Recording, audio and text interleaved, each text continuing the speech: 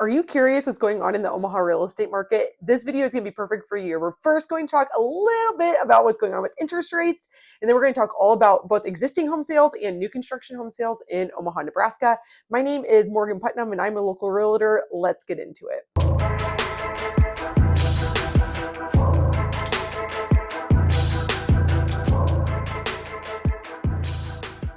Thank you so much for stopping by the Omaha Insider YouTube channel.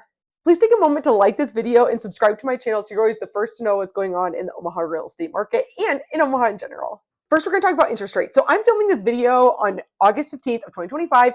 And this past week, we saw interest rates the lowest that they have been all year long. So 30-year conventional rate for people who have, pretty good credit and good debt to income, they were finally below 6.5%. That is the best we have seen in 2025.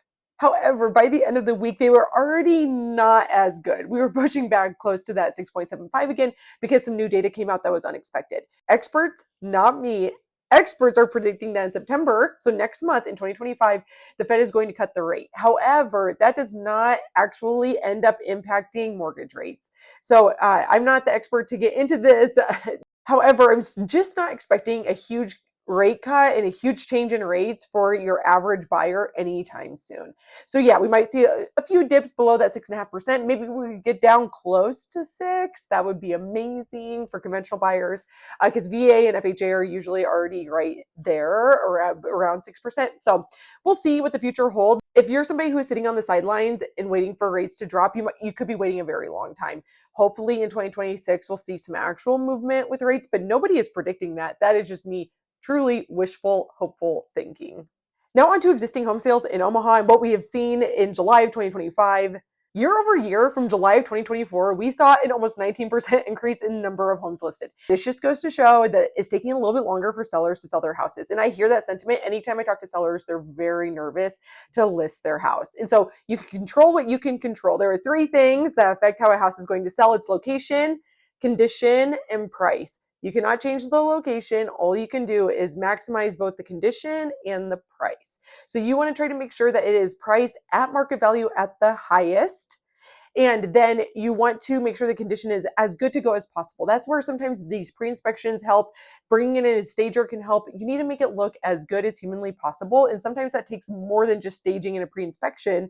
Sometimes that means that you might need to really paint some things or replace some carpet, those sorts of things. However, even though we have more homes on the market and it creates more competition for sellers, homes are still selling overall pretty well. Prices are up 7% year over year, and closed sales are about the exact same as last year. Anecdotally speaking, some home sellers are still seeing multiple offers on their home. That is not necessarily completely out of the question. It can absolutely happen, especially if it appeals to a lot of folks. So ranches, 1.5 stories, these are things that we know will appeal to not just young people, but people of all different ages. So it's more likely, not a given, not a guarantee by any means, but you're more likely to get some better offers, maybe some multiple offers in homes that appeal to a larger pool of people. Anecdotally speaking, I'm also seeing buyers be able to get a decent amount of seller concessions. I've been running some comparables for some upcoming listings of mine and seeing that in order for other sellers in their neighborhood to get their house sold, they had to give some seller concessions. So that's just something to be aware of so you know what it might take to get your house to actually close. In home buyers, that means that there's just more opportunities for you right now in this market. Now on to new construction. So this is where we're really seeing some things differ. And there is an element of this with new construction that is just seasonality, where builders who build spec homes are maybe going to start breaking ground right about now. So they're ready for people to close in spring of 2026. So we are seeing just overall pretty depressed numbers around new construction, but I think there's an element of that going on. That's not necessarily totally the case, that there is just seasonality in all real estate markets, but especially with new construction. So overall, new listings dropped about 9% and closed sales are down about 12% compared to last year in new construction. And prices basically remain flat.